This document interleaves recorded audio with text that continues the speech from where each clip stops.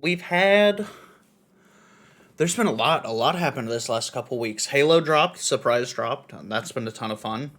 I know you've been playing Dysteria. I finally got my last adept weapon that I was shooting for in Destiny 2, which is huge. Um, Finished So up. Go ahead. Go ahead. I was just gonna say the interesting thing is that Halo, right? Hmm. Let's look at the whole picture. You got, Activision, Blizzard, like they're still trying to just keep releasing, Call of Duty, new Warzone map. They're just chugging along like nothing's going on over there at all. Nothing. It's fine. Just keep buying skins. And then you got Battlefield 2042, who once again managed to hype a bunch of people up for what ultimately led to a horrible game launch, and anyone that says otherwise is on their payroll, and you do not need to believe them. It's a Yeah, bad game.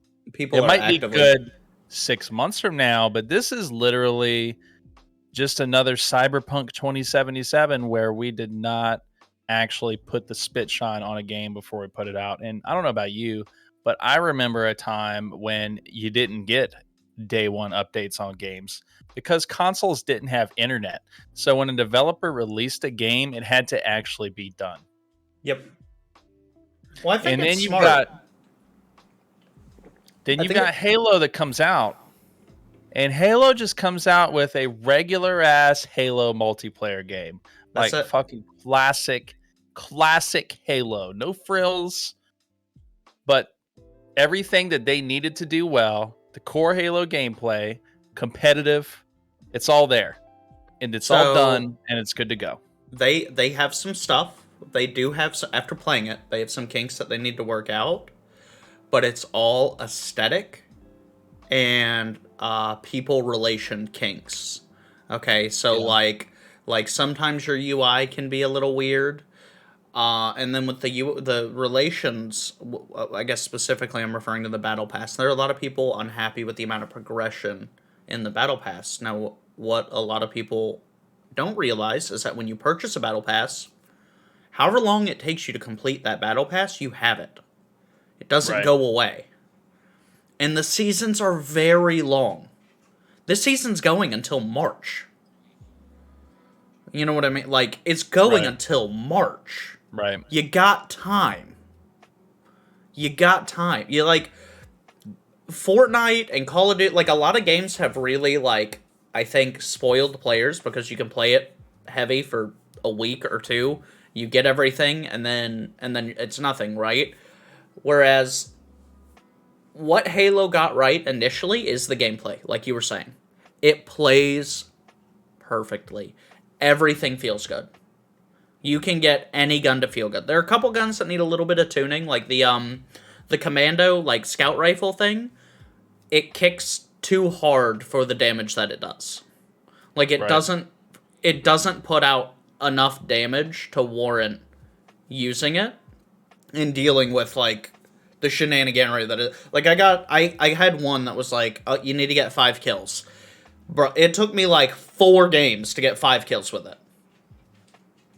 I got immediately another challenge that was like get 15 kills. Immediately swapped it. Immediately no. Immediately no. I've seen what I need to see. Immediately no. Um, but I think if with a little bit of tuning, the battle pass will be perfect for the time length that they're planning on you playing it. And you don't have to just play Halo. Like slot it in. Like if folks are playing it, they can just slot it in and they can just play it. Like what I was doing the other day, I was grinding stuff on Final Fantasy, and I was running the same activity for progression over and over to get credit for this item, and I needed a break. I was like, I need something a little high octane. I need something a little high energy.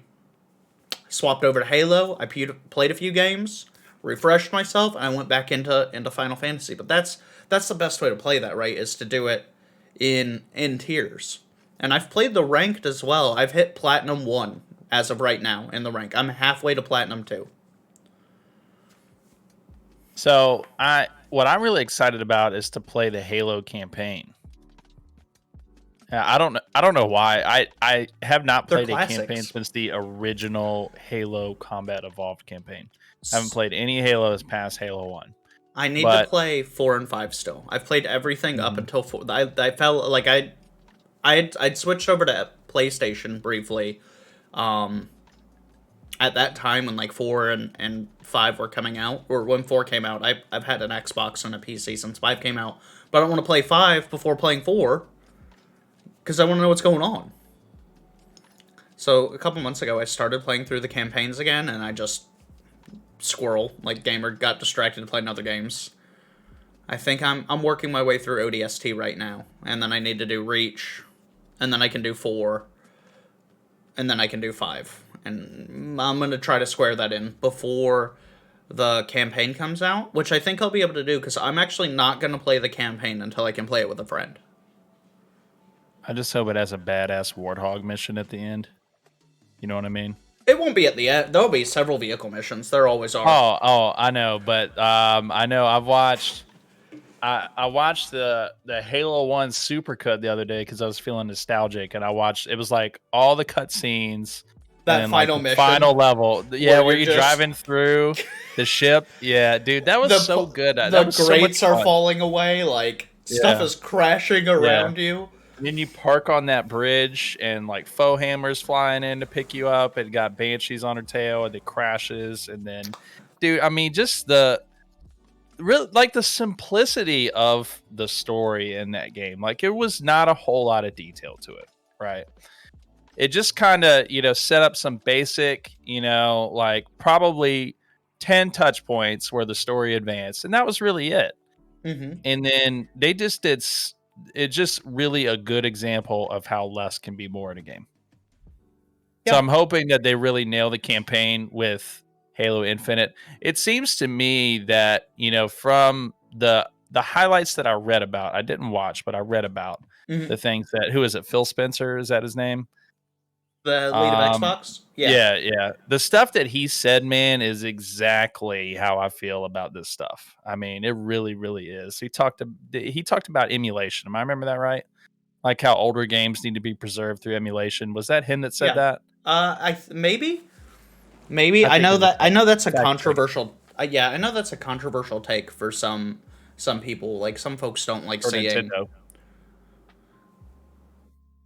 Um, but that's going to allow us to preserve a lot of the older games that we grew up with, right? Like a lot like a Game Boy Advance game or a Game Boy Color game. They're getting long in the tooth. Yeah. Like by the time your daughter is our age, when you try explaining to someone that no, we didn't have cell phones. If we wanted to call someone, you did it from the house phone that was like plugged into the wall. And then even crazier, when they brought cordless house phones, but you still couldn't use those if you wanted to put your disc into the computer to use the internet. There was a time and a place, Sunbro, where when you left the house to go hang out with your friends, If you your, died, no your one knew. parents just had no way of getting in touch with you. They just Yeah, hoped that you would come home when the lights came on outside. that was the rule. That was the Yeah. rule. Like I had to be when the street lights were on, I had to be at home. Like Yep. that was my time to be home. If the street lights outside were on, I needed to be at home. And separate from that, whatever. Whatever. Wherever you end up. Well, I think that this campaign definitely that's what interests me, only because I don't really enjoy your typical multiplayer shooter experience anyway, and I definitely don't enjoy arena shooters. What I enjoy is like that high risk, like like That's low funny. time to I kill really think you games. would I really think you would enjoy the ranked. I really think you would enjoy the ranked gameplay. The like quick play can be a little memey because your teammates can start being kind of dumb. Yeah. But the ranked, your teammates are playing the objective. you're going for accurate, like optimal time to kills, and I'm just telling you, when you're using that battle rifle and you hear the announcer go perfect, like it's satisfying. When you hit a perfect burst, the announcer goes perfect. Like the killing spree voice, but it literally says perfect and it draws it out. Spree. Yeah. Yeah. I haven't hit a running riot yet, but that's the next goal. Hit a running riot in a game. So, do they have any game modes on there where you don't respawn, like round based, like CS:GO or Valorant or something like that? I'm Because sure that's it'll be really coming. I'm sure it'll be coming in the what I'm future. interested in. The moment that they have something like that, I'm ready, because that's what I'm talking about when I say high risk. What I don't like is, oh, I died, let me respawn. Oh, I died again, let me respawn. Oh, I got a kill, but then I died, let me respawn. And then the cycle continues over and over and over. And it just doesn't feel like meaningful to me. And I know that's not an opinion that everyone shares, so that's totally cool. Well, so in a game like Call of Duty, where your respawn timers are so quick, I think that 100%. I think, speaking specifically to it's a 10-second respawn timer if you die. So if you get team wiped on an objective game mode, it very quickly can get away from you to where you're like struggling to get back control. Because what ends up happening, right, is like you get team wiped, but the first person that spawns in panics and they run in. The second person that spawns in panics because the first person that spawned in is running, so they run in. So you end up sometimes with your teammates just lemurs off a cliff, or lemmings off a cliff, just running in and instantly dying. And team shots in that game are very punishing. Like, you can be like winning your one fighting someone, and they have a teammate like swoop in, and you get clapped, and it's like, well, what are you gonna do? If they made a game mode, I'm sure they will make a game mode like that eventually with some of the events. Like, as they rotate in events, I'm sure, because that's called SWAT, is what that's called. Okay. I'm pretty sure that's called SWAT. Like, one hit kill headshots. And like, I'm pretty sure if you go down, you go down. Like, it is what it is. Yeah, at least for the round. Yeah. Yeah. That sounds interesting to me. That's the kind of stuff I enjoy. I mean, even growing up, I was always a huge Counter-Strike fan growing up. I mean, I played Counter-Strike 1.6. I played CS Source. I mean, I played that shit for years. And Go ahead. surprisingly, I never got into Valorant, but, you know, that's Valorant's mostly interesting. because I don't like Riot games. Also, unpopular opinion, I know. Have you checked out the new Netflix show, Arcane? No, but I wanted to take a screenshot of this because I was reading an article and then I swiped through and a banner ad for Arcane. And then I swiped through the next paragraph. Oh, a banner ad for Arcane. And I'm like, they must really think that I want to watch this show because there was at least 3 banner ads on there. Even if you don't care about League of Legends, and I don't, I've played it a handful of times. Yeah. It is very good. Yeah. Like, as just entertaining content, it might be the best show I've watched this year. Is it just as entertaining as Netflix's live action Cowboy Bebop? I just finished that today. It's more okay. Dude, that Cowboy Bebop is not good. Yes, That it is not good. That is not good. Have you watched it all? Yeah. No, I haven't watched it all. I've made it through an episode and a half, and dude, that is ridiculous. It's good. It's very good. What I'll say. Watch it and then judge. Okay. Watch it and then judge, because I am actively waiting for the second season right now. I was on I've liked it since I started watching it. Like, some of the characters. Have a second season? The way they left it, 100%. Okay. I mean, they're already making it. Did they actually finish it in, like, up to where the anime ends, or no? No. Okay. No, I watched the anime.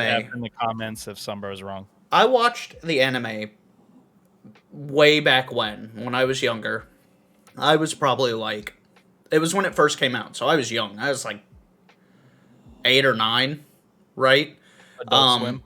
Yeah. Adult Swim. I'd watch like that. I'd watch Trigun, like a couple Yeah. shows, right? That I definitely should Yeah. not have been watching.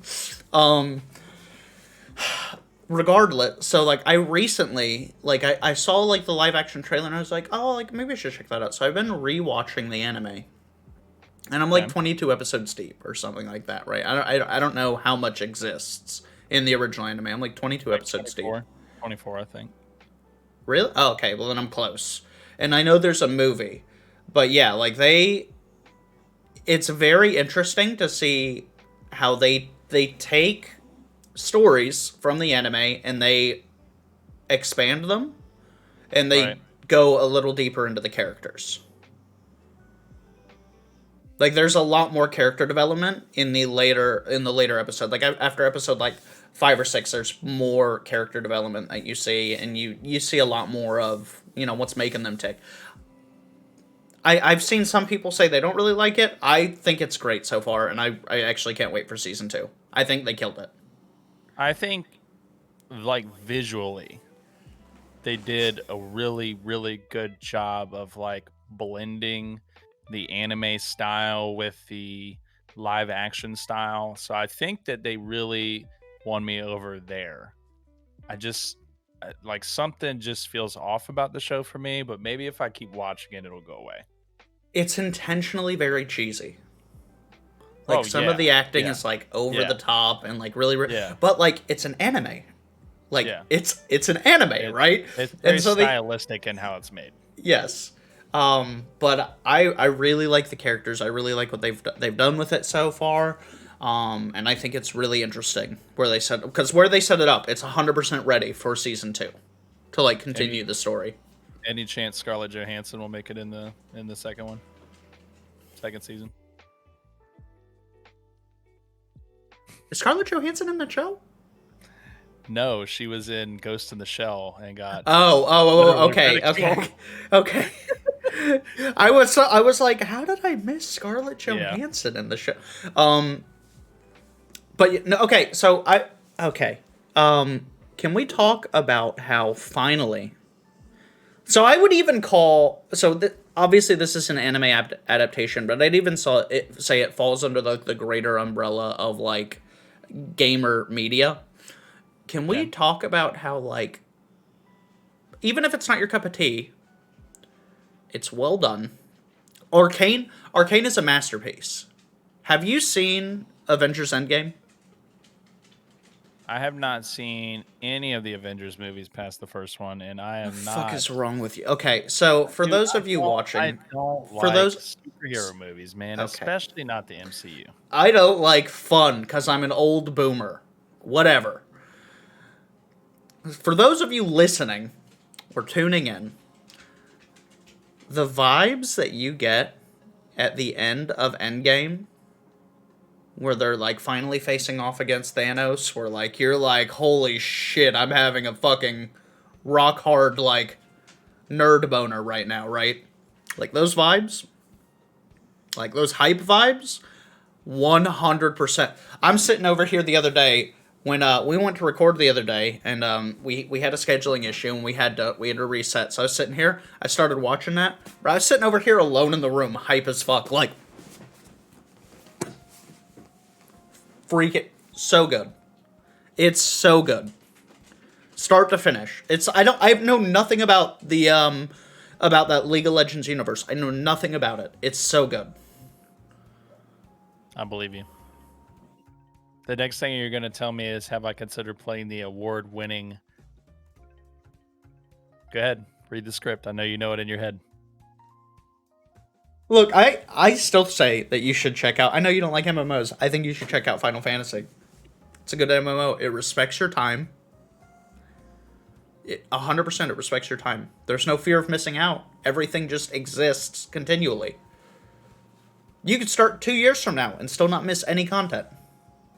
I believe you. So, Bobby Kotick.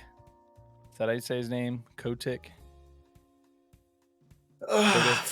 Bobby Ballsack over there. Fucking tool. Canceled tick. Yeah. Have How do you I get canceled twice in 1 year? well, you okay? Wait. Did you hear? Okay, so do you remember the open letter that the lady with the last name of Townsend had tweeted out and got so much backlash she had to delete her Twitter? Do you remember that? No, but I believe it. Well, it came to light that Bobby actually penned that letter and made her post it under her name, like she wrote it. Really? Yep. What was the substance of the letter? Just give me a synopsis. It was a commentary on the negative impact of whistleblowers. It was basically saying the whistleblowers were the bad guys in these situations. Wow.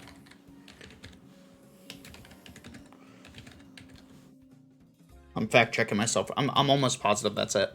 I mean, Um, so I'm honestly surprised that we didn't see some sort of like really just half-hearted attempt to like just swipe this off to the side. yeah, I was yeah. I was Okay, I was expecting him to say when he said that he was going to step down if he was not able to fix it quickly.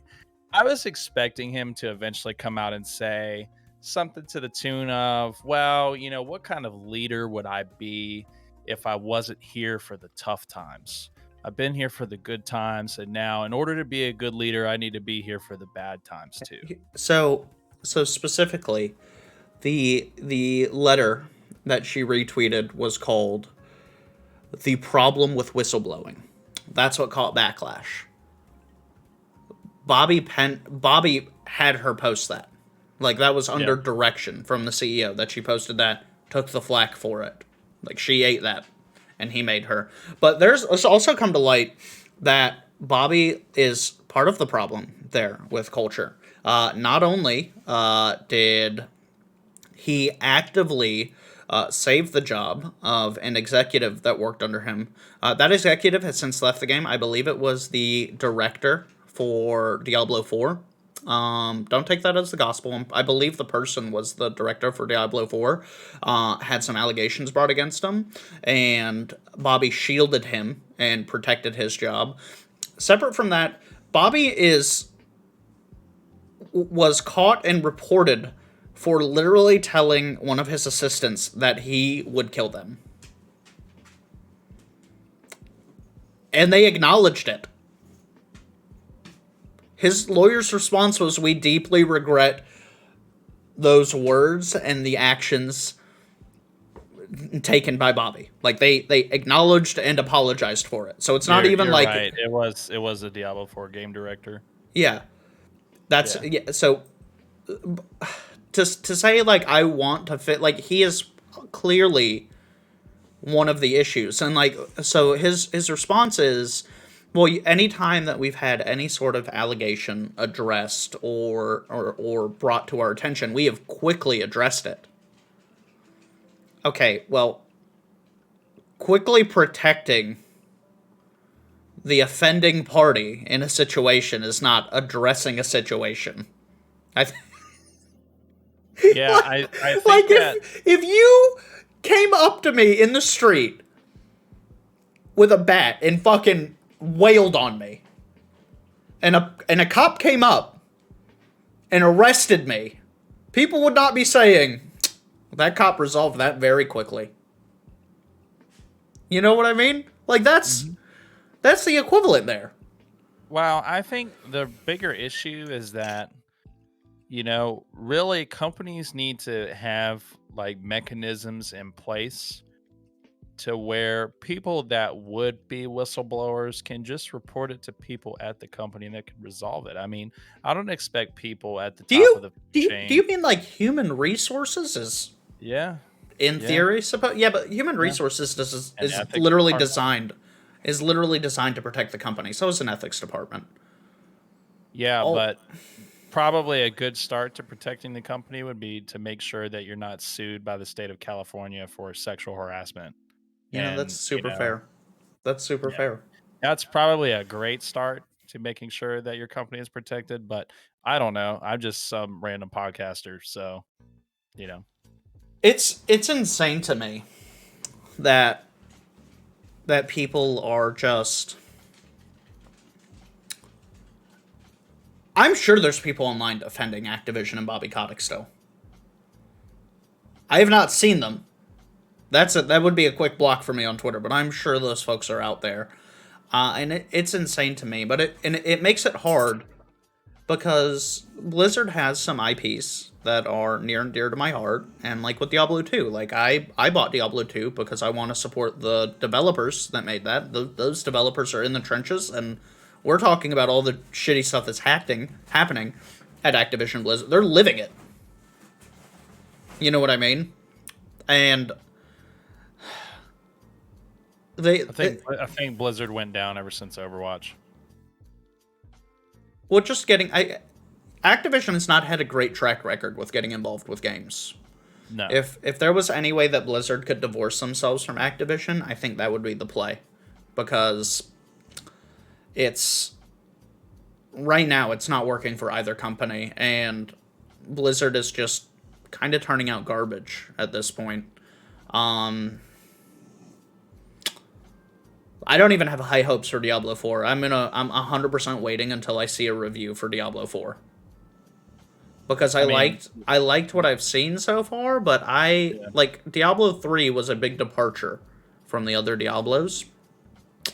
I want to wait. I want to see what are they doing? There's a reason they keep remaking their greatest hits, dude. Yeah. They've remade Diablo 2. They've remade StarCraft. Some of their biggest games. I didn't know they remade StarCraft. Yeah. Huh. Fair enough. So, I don't know, man. It doesn't help that Bobby Kotick's like, I'll think about, like, there's reports where he supposedly said to some acquaintance of his, like, well, if I can't turn this around quickly, I'll think about stepping down. But who's going to hold him accountable for that? The entire board of Activision are personal friends of his. Right. That would be like me expecting you and Prezi to hold me accountable after I bought you multi-million-dollar houses. I'm not like a real proponent of CEOs stepping down the moment like some sort of scandal pops up in a company, but I think in this situation in particular, like if you go back and look at the history and the video clips that we've showed on this channel before, the statements that we read, this and that, it's clear to me that they don't regret that it happened. They just regret that they got caught. News and they've been caught. Yeah. So yeah. I mean, it's 100% a culture problem at this point, and for them to get on any sort of a stable foundation, right? They got to start at the top. Yeah. They need to start one. Okay. So J. Allen Brack left Blizzard as the head because he had some allegations that don't even hold a candle to what Bobby Kotick has going on, right? J. Allen Brack had some allegations come out against him, and he stepped down, like he resigned as CEO of Blizzard, right? And they replaced him with I don't want to get their names wrong. I want to say Jen O'Neill. Yeah. Okay. Yeah. Okay, I was right. Jen O'Neill and Mike Ybarra are co-leading the studio. Okay, and they came from two different jobs. So that previously they didn't work together. Previously, they were leads of their own worlds within Blizzard previously. But J. Allen Brack left. Weird that they have two people running the company. Listen. Amidst everything that Blizzard has going on, with the reported mistreatment of its female employees and staff members. Okay? So they promote two people, a man and a woman, to lead the studio. Except the man made more money doing the same job, and they didn't offer her the same pay until she resigned. So she resigned? Yes, she's gone. She's gone. She left. I've been asleep at the wheel. You're blowing my mind right now. I remember reading that headline, and I'm like, Can so you think? here's my Okay, question. think Here's my about question. that. Think about the ass-headed decision. Right. Your company is in hot water Right. for not fairly treating or representing your female employees. Right. And you immediately promote one of your executive female employees to be a co-lead of the studio and pay her less than the male counterpart for that same job. That's just divine comedy right there. How did someone not see that and go, oh, maybe, do you know what I mean? People have to approve job offers in any sort of corporate setting. You have to approve job offers. So someone saw those 2 job offers and went, yep, that won't cause a problem. Someone's gonna get a hold of this company once he finally resigns, and they're gonna remodel that thing top to bottom. And I think give it like 6-7 years, that company is gonna be completely different than it is now. They'll I'd still say be give it a selling you decade. Warzone skins. They'll still be selling you Warzone skins, but you'll be able to feel better about buying. I don't have a problem with a company making money. Okay, Warzone is a fun product to play, and it's completely free. I have no issue with a company making money. And hot take here, that's why I don't have an issue with 343's Battle Pass. I personally also do want the progression to be a little more rewarding, because you don't get experience at the end of a match. You don't get experience for kills. You only earn experience through completing challenges. And when you complete those challenges in a game, you'll get the experience that challenge was worth at the game, and that applies to your Battle Pass and your events. Okay? It's slow. It's very slow, but they're very long seasons. And when you own that Battle Pass, you just own it forever. If it takes you 2 years to complete it, you're never not going to eventually get those things. You know what I mean? Have you seen the clips of the planes flying through the ground in Battlefield? I will one-up you. Have you seen the clips of hovercraft scaling skyscrapers? Actually, yes, I have seen that. Yeah, that game is comically broken. Shroud was actually, he was recording a clip the other day, and he was talking about the building. So most things in Battlefield are destructible. They just fucking skipped that on this one. Like the city with the skyscrapers, almost none of them have collision mechanics. He flew a jet, like the fighter jet, into 10 buildings, and eventually one had collision. But full, like, just ricochet off, like, just nose in and just bounce off and keep flying. No damage to the plane, nothing. Did you get the game? I bought, or no, I did not buy. I downloaded the game. I have the game on my PC. I have the 10-hour free trial. So when I start playing the game, I have 10 hours to, like, judge it. Yeah. I've wanted to load it up, but other games have had my attention right now. Like I finally got my Gunbreaker on Final Fantasy ready for Endwalker, coming out on the 3rd. My Black Mage, I need one more run of the endgame raid Delibram to get my Black Mage Relic weapon, and then my Black Mage is pretty much ready for Endwalker. So I've got 2 characters, like, max level, ready to engage in story content of the new expansion coming out, so I'm excited for that.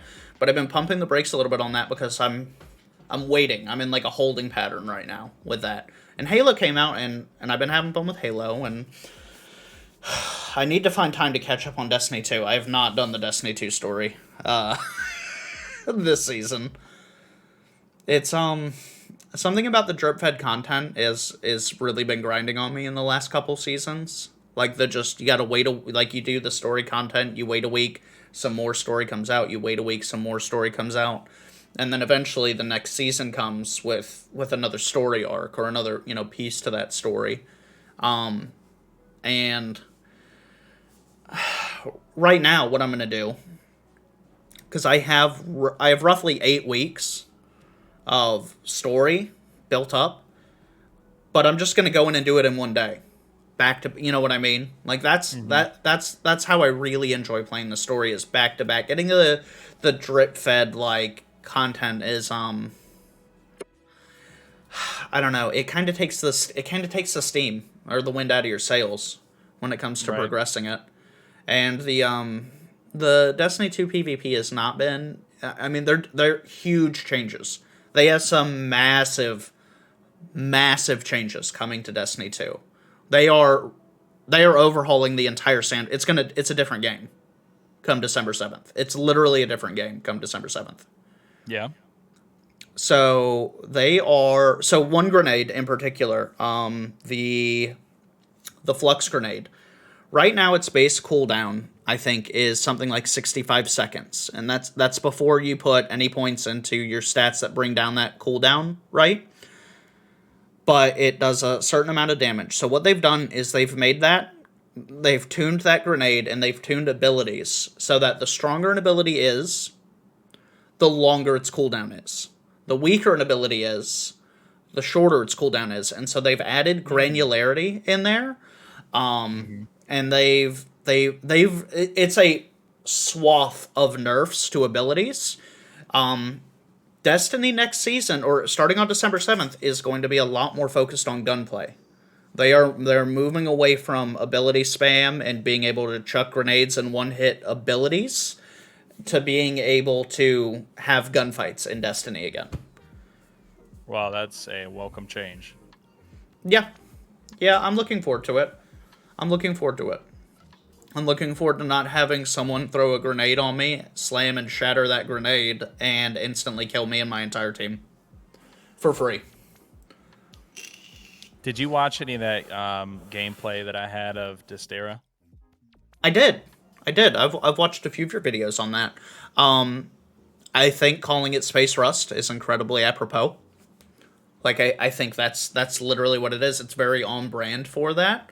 It did Right. seem like it ran a little smoother than Rust. It does. So the one thing that I'm not really sure about it yet is that with like the map generation in Rust, like you would have an alphanumerical code or whatever that would be your seed for the world, Mm-hmm. and then if you put that same text in that seed box every time you were to make a new server, it's going to spawn the same world every time. Yep. So with this, I don't think it's going to have a seed. I think it's just going to have pre-made maps, which really I think is what's probably helping with that load, because it's even though the world's still very big, it's not having to RNG every single aspect of the world. It's not saying like there's a rock here and a tree here and a sandbar here. It just is the map. And Right. then the maps have a little bit like with those kinds of games, those like sandbox survival games. They have a certain element of almost organic terraforming from the players, correct? Yeah. I You mean, know, like really as you're not so building much bases and terraforming, but such. just bases, yeah. I mean, the cool thing about it is it takes like I mean, it's literally a carbon copy of Rust, but in some ways it's better than Rust because it almost adds like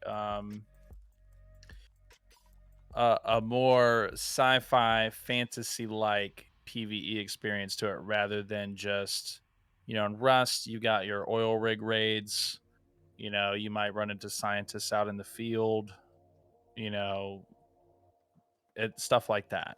But with this, like you can actually go into a dungeon, actually see some aliens, actually have like some sort, like some stuff that you would see in a game like Destiny. And to Okay. me, it just there's a little bit more like curiosity from me, I guess, because when you go in there, it's structured very much like almost like a WoW raid or something like that would be, in that, okay, we got to clear these rooms in this order, and this is where the final objective is, and then we got to kill this boss, and then do this, and then our quest is done and we can leave. Whereas Rust, you go to oil rig, you got to kill the military guys there, the scientists, whatever, you take their guns. That's it. Now you have a bunch of guns. Good job. Then you leave. Yeah. I just think there's a lot more that So, they can do with this. And also, one thing I didn't touch on with that is that if when you beat those dungeons, it actually gives you like a control module. So that dungeon serves some sort of purpose on the map. Like like it there's unlocks one, something. well, there's one that is basically a giant air purifier for the planet.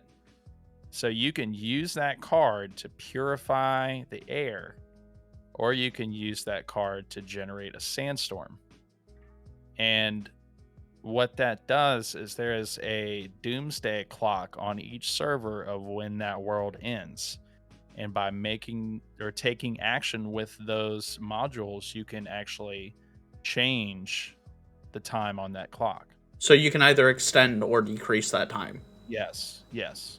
And that's what I think is really, really uniquely different from, the general gameplay loop of Rust is obviously in this game, but they've also done some really different stuff too. I wonder if eventually you'll see people kind of trolling with that mechanic and going through and figuring You out already to are. speed running, getting some guns that can do that like activity, and then just kicking sandstorms up, like literally just running down the clock into the ground immediately. Right. Yeah, there's definitely been some of that already, I think, on some of the servers. One of the guys is like a pro player, and I mean he's I'm pretty sure he's blown up a server twice now in this beta. Oh my goodness. Yeah. Well, so you were telling me earlier that you were watching a Q&A Yeah. with some of the developers, and there was someone saying basically like, hey, this one of these dungeons is bugged. It's not possible to complete this dungeon.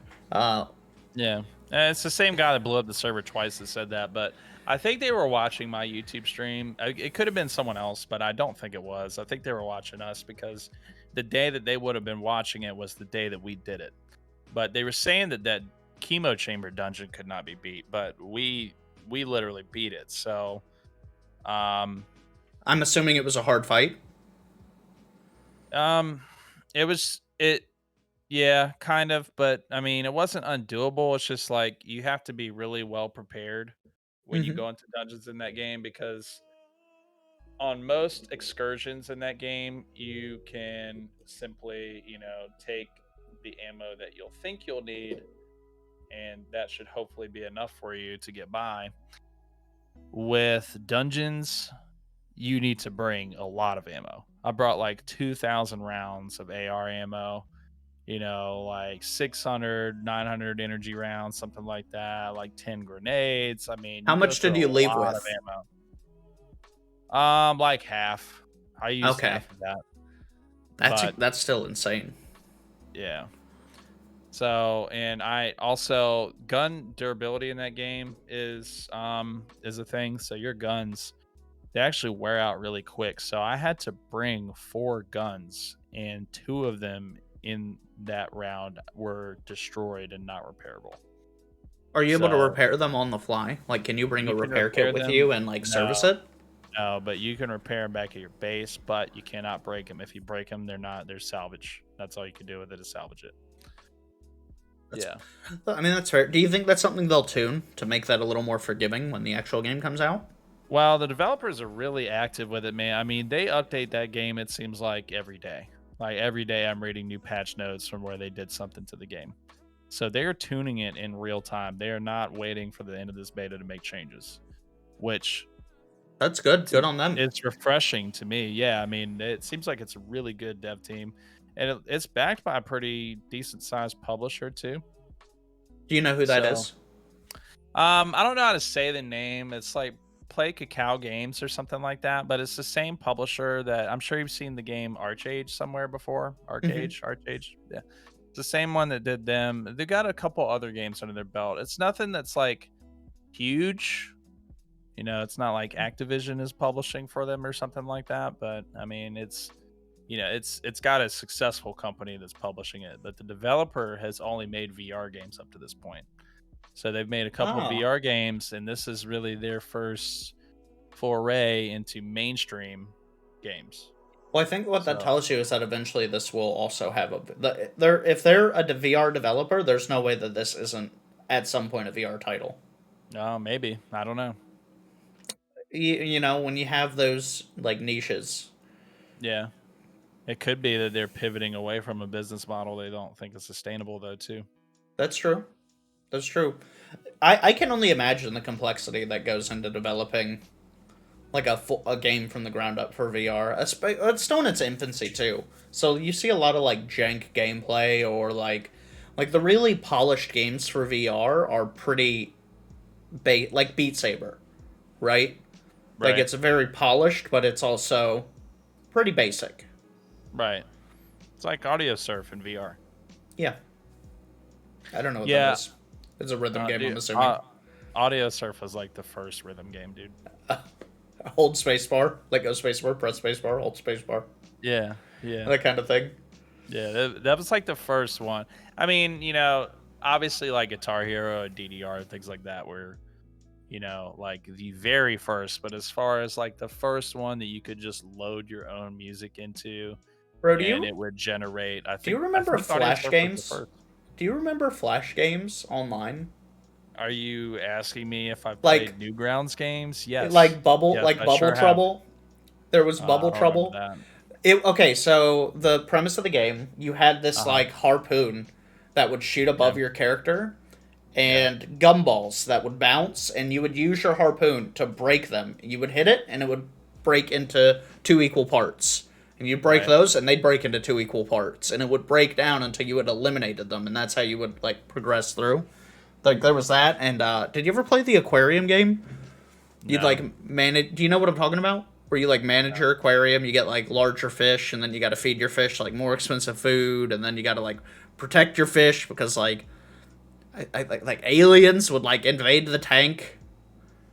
Dude, my favorite thing as a kid is I was convinced that when I grew up, I was going to make video games because I loved video games so much as a kid. But that shit's hard. Well, so That shit. Okay, here's how when I I know was that like, shit is hard. okay. I spent a week figuring out like my boss paid me for a week to figure out how to program a Raspberry Pi to connect to a server that we created in the office to display menus. Just to do that. When you could have just put it on a USB stick, an image, and stuck it in the side of a TV. Yeah, but we wouldn't be able to update it from the office. Yeah, but you can just send them a new USB stick. The over-engineered solution is very cool. Well, I mean, okay. But let me tell you what I did when I was that, younger, is I just downloaded RPG Maker and I was making RPG games in that. And they were probably like the worst games on the planet. Like if I still had access to those and could go back in time and play them, they were probably like the cringiest thing a 10-year-old could come up with. Probably still But better than dude, that stuff Battlefield was 2042. that's true. Yeah, and Cyberpunk 2077 as well. Hey, no. So I will. They put a lot of polish into that game. Yeah. So it's been a couple weeks now, but I loaded up the game. I loaded up my save file because I played through the game at launch when it was buggy as all heck. And on my hardware, I did not experience any game breaking bugs that required me to like stop the game. And I like through my whole playthrough, I had one bug where I had to like close the game and open it back up. Okay. I had bugs. There were other bugs for sure. But I only had one that caused me to like fully shut down my game and start it back up. Okay. But I played it a couple weeks ago. Flawless. Nothing.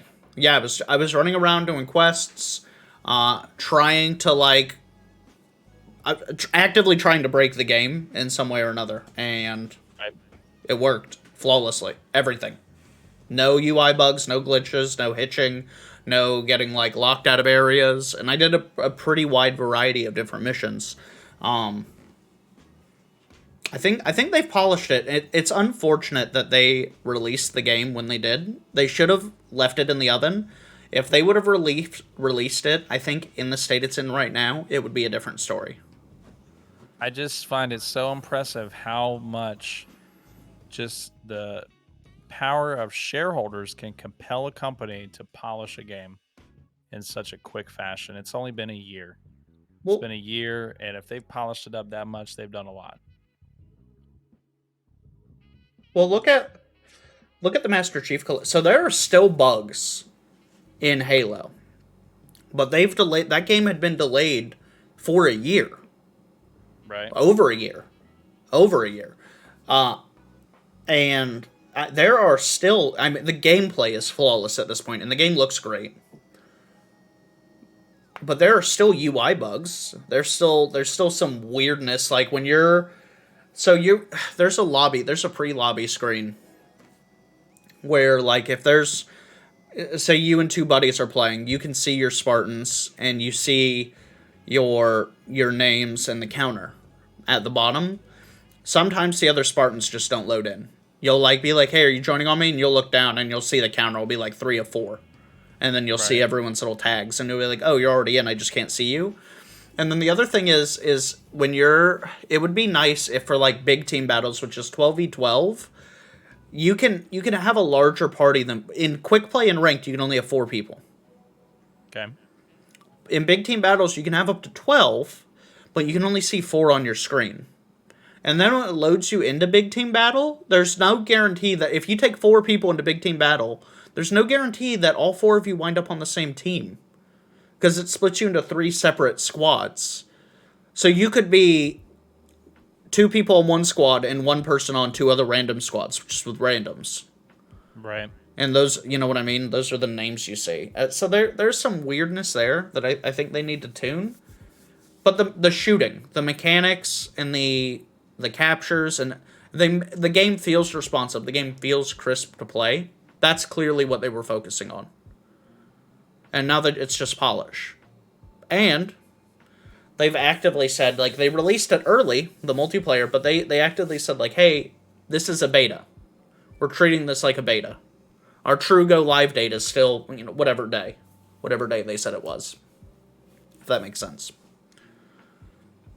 Well, I mean, I think that to me, it's just really interesting that they came out with just regular Halo gameplay, tried to do it really well, didn't do a bunch of extra Philly stuff, didn't try to create like this, you know, next generation perfect experience. You can't even imagine what this game is going to play like. It's that new and great. They just went with like classic Halo, but they did it really well, and I just think it's just interesting to see how the communities have responded to the games that are trying to outdo what they're capable of doing versus how they responded to Halo coming out with Halo Infinite. So I know that you're a Sony person, but I would not describe you as someone that's like a Sony pony. But I've seen a lot of people on Twitter like, "Oh, the new Halo looks so bad. Oh, the new Halo." I'm 100% okay that, like, I've seen a lot of people hating on it online, saying like, "Oh, it's not doing well. Oh, its player count is in the toilet." So on Steam charts, it's number 3 right now. It's behind Dota 2 and Counter-Strike, which every game in existence is. I was kind of surprised it was on Steam, to be honest with you. That's where I downloaded it. It's free to play. Yeah, I mean, I know that. I downloaded it too, but I was just surprised to see it on Steam.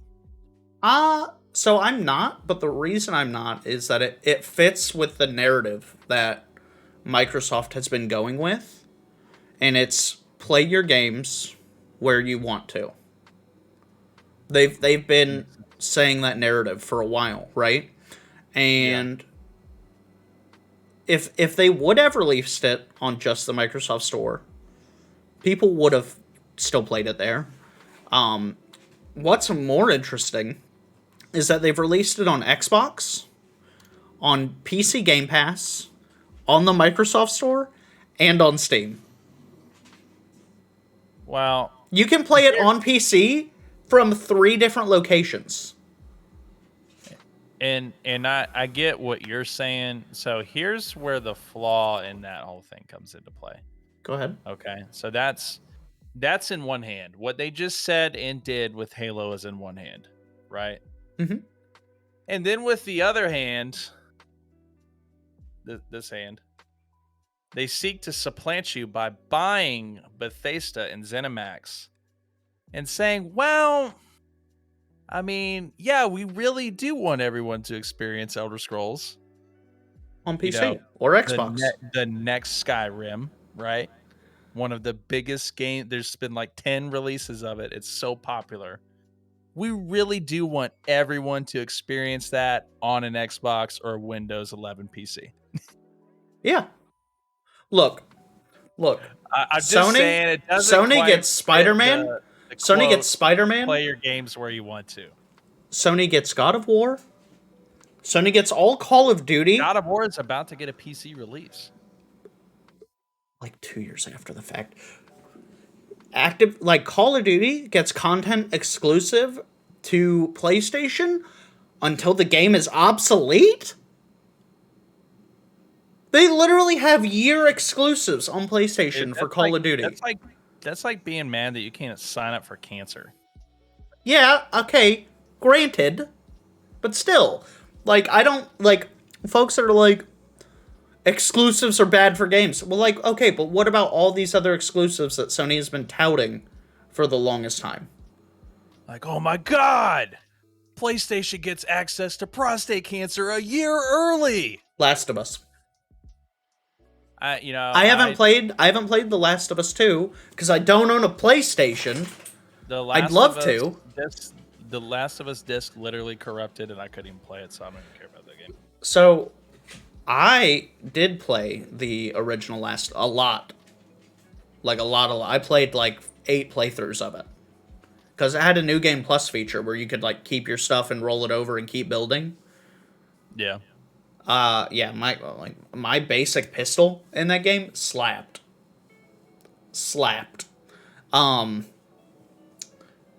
But I really liked that story. Even the gameplay is kind of jank, but I mean it is what it is. It's more of a story experience.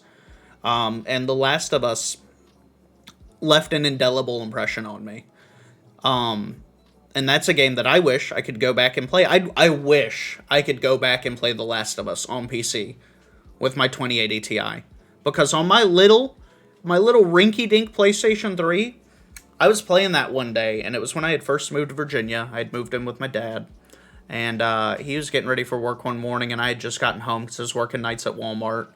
And I'm sitting down, and I'm playing The Last of Us. Just gaming on the couch, chilling out after work, right? And he sits down, he's putting on his shoes, and he looks up, and he doesn't say anything for a minute, and he goes, "What movie is this?" That's how good the original Last of Us looked on PlayStation 3. He was fully convinced he was watching a movie. I don't have such a wholesome story that you have, but I do have a very distinct memory that comes to mind when I think of The Last of Us. This is a friend of mine. You also know him. He's very tall. Okay, I know who you're talking about. And we are many, many beers deep one night. Okay. And you know where I live at? Lots of open air, right? Yeah. So at some point he gets his hand on my airsoft guns because I used to play airsoft stuff a long time ago. Mm-hmm. I still have all the stuff, right? It's whenever I'm making thumbnails or I've got a rifle in my hand or something, that's what I use. I pull that stuff out of storage and that's what I use. Fair. But anyway, he gets his hands on this stuff, right? It's unloaded. I don't keep that stuff loaded for good reason. And he goes outside, right, brandishing this prop firearm, starts yelling, "Clickers!" and dry firing an airsoft M16 into the country sky. Okay. And I'm trying to talk him down. I'm like, dude, can you stop before someone calls the cops? Clickers! Dude, this went on for 5 minutes, okay? And we're in an apartment complex, okay? This is not, it's in the country, so it's probably not the craziest thing that had been seen in that apartment complex. But it was definitely going to get the cops called. It was like 2:00 in the morning. And I was just waiting for some, old person to like wake up at 2 and hear this yelling out there, peek through the blinds and see him brandishing an M16. But luckily, nothing happened. But that's when I think of The Last of Us, I always think of that memory of that stupid shit that he did that night. Bruh, I miss living down the street from you and being able to drink over with you at your house and then just stumble back to my house. Right. Like 100 yards away. Exactly. Dude, I remember carrying extra furniture that we were giving to y'all to your house on a baby stroller because I didn't have a dolly. So I just threw it on a baby stroller and was carrying it that way. We still have the wine cabinet you gave us. Yeah, I mean, it's our coffee bar. Yeah, that's what we use it for. And it's our liquor cabinet. That's fair. Yeah. Well, you keep shooting for your HelloFresh sponsorship. So I'm going to be shooting for my Jameson sponsorship. Look, okay, we're a very small podcast, but it's a good content. It's a good content, okay? If there are any distilleries out there that would like to sponsor the Loot Drop podcast, we will be happy to sample and plug your product. Don't even pay us in money. Just pay us in whiskey. I like how he specified whiskey, like all the vodka people. Look, if I wanted to drink spicy water, I'd put cayenne pepper in my tap. Speaking of spicy, I still gotta mail that thing to you. But so I gotta tell you though, the reason I haven't mailed it yet is because I'm gonna put it inside of something special. Okay. And I really want you to open that. Chad, I'm gonna open that. I'm gonna open that thing, and it's gonna be like in a blow-up doll or something. No, nothing like that. It's gonna be vastly inappropriate. I'm gonna open it. It's gonna be like the airline, like when you pop the emergency exits on the airline, and those slides fold down. I'm gonna open the box, and this thing's gonna spring to life like a wacky waving inflatable box. Chip in mouth. No, it's gonna be very on brand with Rathagen. That's all I'm gonna say. It's gonna be very on brand. It's not gonna be a bag of dicks or a blow up doll or anything like that. Box full of dog shit. Cellophane wrapped shut. No. What do you send to people that you've got all these ideas? Oh, think I mail? I don't leave my house. You think I mail things to people? I actually. I mean, you could set up an account online and they'll just come pick it up. That's fair. I won a giveaway the other day on Twitter. I saw that. That's why, so I'm sitting. We have a once a month meeting, company meeting with the managers. Yeah. By the way, it's spoilers. It's A10s, and I like that you're sitting there holding up these A10s while you've got A50s sitting on your desk. No, but those are for the. Those are for the Switch. I'm gonna use when I play Brilliant Diamond. I'm gonna use them. Yeah. Thank you so much for these A10s. As I'm wearing look, okay, let's not get hung up on details here. Okay? They're very nice. I do appreciate it. Thank you. It was Get Gemu that sent this to us. So thank you, ma'am. But I never win things. So I entered just on a whim. I was like, I'm not gonna win. And I'm sitting there at we have our once monthly managers meeting, and then we go out to lunch. So we're sitting at this restaurant, and I see a DM notification come through on Twitter, and I'm like, that's weird, because I'm not exactly what we'd call someone with a bunch of Twitter clout. I don't usually get DMs over on Twitter. So I open it up, and it's like, oh, hey, you've won. And I'm like, fuck, is this spam? And I open it, and it's these. And I'm like, oh, wow. I don't usually win things. What do you need from me? And they're like, I need a mailing address. So I give them the address, and they're like, okay, well, I'll have a tracking number you in a couple days. couple days goes by, they DM me a tracking number. Later that week, I get them just in the mail. Just they show up. Did they order them like straight off Amazon to you, or I don't think so. they mail I it don't to think you? it was like a custom packing job because Was it was like a it PO was. box? I didn't look at the address. I didn't look at the I'm just return. wondering. I didn't look at the return. No, but I've ordered things from Amazon. Amazon does a shit job at packaging things. You could have put this directly underneath a megaton nuclear bomb, and it would have been fine. Damn. There were. Okay, to get this thing out of the bubble wrap that was in the box, I had to just cut the top of the bubble wrap. I had to saw the top of the bubble wrap off and slide it out of its bubble wrap prison. I couldn't unwrap it. You're telling me this story, and all I can think about is the end of the movie Seven, and I really need you to make a thumbnail out of that. Except instead of what's in the box in that movie, it's a pair of A10s.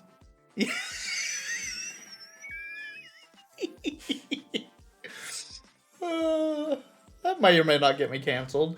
So I'd asked you earlier what you thought of my my upcoming video title. Do you really think it's that cringe?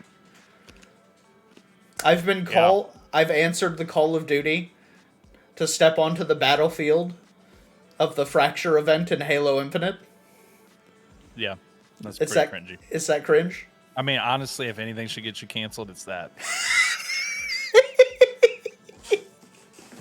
It's okay. I ran it by lightsaber, and he went, "Nah, that's pretty cringe." Oh. Is it cringy enough that people would click on it? No. No. No. If I never knew you and I saw that in your stupid thumbnail next to it, I would just be like, no, yeah, I'm not gonna lie. I've been getting a lot more comfortable with making thumbnails just for practicing. Yeah, it's a learned skill. I try not to spend any longer than 5 minutes on one. Like that. So that was some advice that I had read a while back, and I was like, "There's no way," because I was spending like an hour and a half on thumbnails, like trying to fix things up. I just slap shit together now. Yeah. I just fucking get the shit on, like trim what you need, move it, expand it, like do what you need to, right? But like I try to just mock something up because and the thing is like I was trying to like really focus on making them perfect, but it's a thumbnail. It's something that is going to be 1 inch, if that, of someone's screen real estate. Not even. It's going to be like a 1/4 inch of someone's screen real estate that they're flipping through on their phone, and maybe they click it. Well, you know, what I like to do so far is I like to make like a thumbnail for each game that I play. And then I'll just tweak it a change little the bit. lettering on it. I'll change the lettering on it. I might add like the little arrows with a little item picture or something on it if it's like a guide video or whatever. But like I'll do that. I've been using a lot of generic ones too. I've been using a lot of like for my Final Fantasy ones, gearing up for Endwalker. Yeah. That's what I'm doing, right? Yeah. And I like my obviously usually I don't have this. Actually, I have been using the same titles because I'm doing the same thing for the most part. I recently, actually, it's probably a good time to talk about it. Can you show your T-shirt really quick to everyone? It seemed appropriate to wear this So today. Of all days, this is the only day that I've ever worn this free T-shirt sent to me by Streamlabs OBS. So, who thought they had a partnership? I didn't. So, I used Streamlabs OBS because I liked the interface. I liked that I could just plug widgets into my stream. I really like their mini feed, which I'm trying to figure out how to get on regular OBS. Stream Elements. There are... Well, so I just switched everything over to basic OBS. So Stream Elements is a plugin. It's not... It's not a new... Yeah, it's just a plugin. Probably gonna ask you a little bit about that later. So I'd really Yeah. like to get my mini feed that I have in Streamlabs over in OBS. If I could do that, it's perfect. Like Yeah. literally, if I can do that, it's perfect. I don't need to touch anything else, and I've got everything else set up the way I want it. But so Streamlabs found itself in some hot water the other day, and they came out and they had basically, hey, copy my homework, but don't make it look too close so that we don't get caught. Except that they got caught because it was an exact duplicate. Like the phrasing, the template, like it was the same. Little different, but it was the same. And Streamlabs then came out and said, "Look, oh, whoa, whoa, whoa, whoa, that wasn't meant to be pushed out. We were just using that as templating, blah, blah, blah, this, that, and the other." At the end of the day, you were actively ripping off another company, which is not a good look.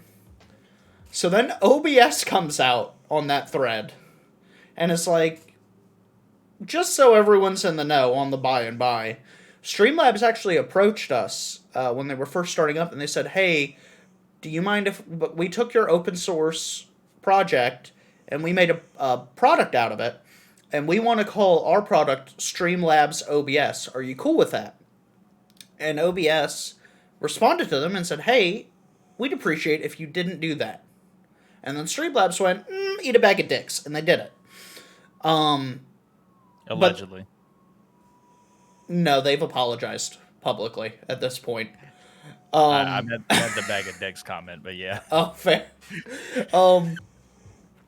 But at this point, several things have been tied back that Streamlabs has just blatantly ripped off. And it's a good overall product. Like, Streamlabs works well. Like, I really liked using it, but it's problematic, and the last thing I want is for someone to freaking come into my stream and be like, "Oh, you're using Streamlabs. You're obviously a garbage person that doesn't care about, people ripping people off." So I was like, well, I guess I'm swapping. So I moved everything over to OBS. And then I decided, because we've been streaming over on YouTube, we had fully moved away from really streaming on Twitch for about a month now, right? And so I made the decision to actually end my affiliate partnership with Twitch. Like, I've canceled my affiliate agreement. I've voided it. And there's a process. If you're an affiliate out there and you want to know what that looks like, look it up online, but you 100% can go in and on your end, you can end that affiliate agreement. You can void that contract. And the reason you would want to do that is because when you're a Twitch affiliate, you have an exclusivity agreement with Twitch. And that is any content that gets created on Twitch has to be exclusive to Twitch for 24 hours. At that point, it can go to other platforms like YouTube, TikTok, what have you, right? Well, we're a pretty small content creator, and right now, our main focus is growth. Now, there are some creature comforts that some of our subs had enjoyed and wanted still, so we still have those available to folks with more benefits. We've moved our monetization over to Patreon, but with all that change, I made the decision, why not just stream everywhere when I'm streaming? Why not literally just have my cake and eat it too? So right now, at least for the last, I want to say 4 days, for the last week, I've been streaming to Twitch and YouTube, and for the last 3 or 4 days, I've been streaming to Twitch, YouTube, and Facebook Gaming. All three of them. How's your Facebook gaming been? Almost non-existent. Fair. It's literally right now. I'm cold calling over there right now. I'm nobody over there. I was wondering. Yeah. I'm right now. My plan is to keep doing what I'm doing right now for the multi-stream because there's no reason not to, right? With Twitch, without my affiliate agreement, I can stream to Twitch and YouTube simultaneously. If I'm already doing that, I might as well also stream to Facebook. And I'm going to gauge it at 90 days. So right now, I have to pay $10 a month to Restream. I use Restream.io to stream to, and then that actually breaks apart my content to the platforms, if that makes sense. Do you have to pay for that? It's free, So it's free to. I could stream to YouTube, Twitch, and Facebook for free. The issue is that streaming to Facebook would be under my private personal account, under my name, not under Total Sunbro, but under my actual name. Mm. To Mm. stream to a public page is a paid feature. Mm. If you just wanted to multi-stream to Twitch and YouTube, it's 100% free. You make an account, you link the things, it gives you a stream key. You put that stream key as your destination in OBS, and you're off to the races. That's it. That's all the setup. It was actually very easy to set up. Like, I had it up and running inside of 30 minutes. And I did some other creature comforts while I was doing all that. Like, I set up instant replays on my stream, so now I have it set up so that if I have a really good play, I have a key on my keyboard I hit. It will save the last 45 seconds of gameplay, and then I have a button on my stream deck I can hit, and it will pull that clip that I just saved up on stream as like a separate little like thumbnail on the screen. That's pretty cool, man. It took like 4 hours the other night to figure out. Not gonna lie. Now you just got to get gameplay good enough to replay, right? I've got some crispy clips, let me tell you. I got some crispy. But right now, my plan is to give all 3 months.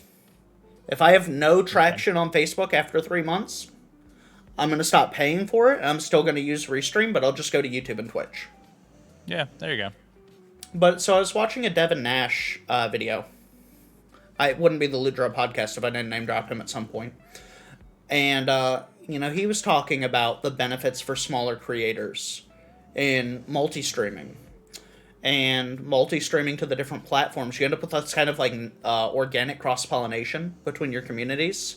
Like, you'll have viewers over, and I've already experienced this, like I've had viewers on YouTube and Twitch, and some viewers are just on Twitch, some viewers are just on YouTube, but like, say on YouTube, we're having a really good conversation, we're having a really good discussion. Those folks over on Twitch will go over, look you up on YouTube, so they can keep in with that conversation. Right. Aren't there some bots out there too that will repost the messages from the different platforms? There are. So that's actually one of Restream's features. Like, Restream has a Restream chat that will do that. I have opted not to do that because I want each platform to retain its independence, but if people want to check out the other platforms, they can. So my big thing right now is that my content is always and will always be free.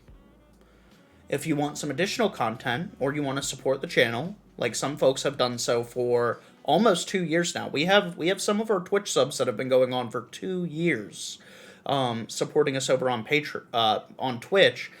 I'm hoping that they'll be comfortable moving over to Patreon, where it's cheaper for them and I can give them some additional benefit. And then, we get to just keep growing and just keep putting content out. And there are some folks that like Twitch. There are some folks that specifically like Twitch for a viewing experience better than YouTube. There's some people that like YouTube more than Twitch. And this way, people can watch where they want and when they want. I'm excited to check it out, man. Yep, I'll link you the stuff. It really is super easy to set up. You could set it up in 15 minutes.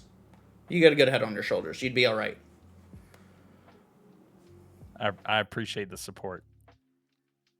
You're just talking to the guy that was drunk out in an apartment complex parking lot yelling clickers. We have our moments. I've had my moments. Anyway, I think we got to better wrap this up, brother. So where can we find you at?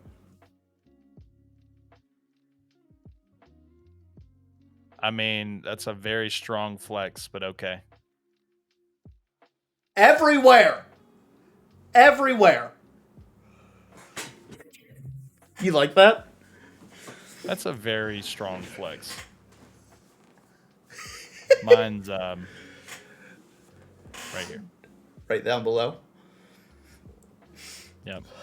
Well, Rathagen, thank you so much. Right where I'm gently caressing the A here. That's the R. No, that's the A. I can read. So tune in for LDP 72, where Total Sunbro gets to talk about Hooked on Phonics and the benefits that it has had for him. Absolutely. Guys, thank you so much. Take care. Thanks, guys.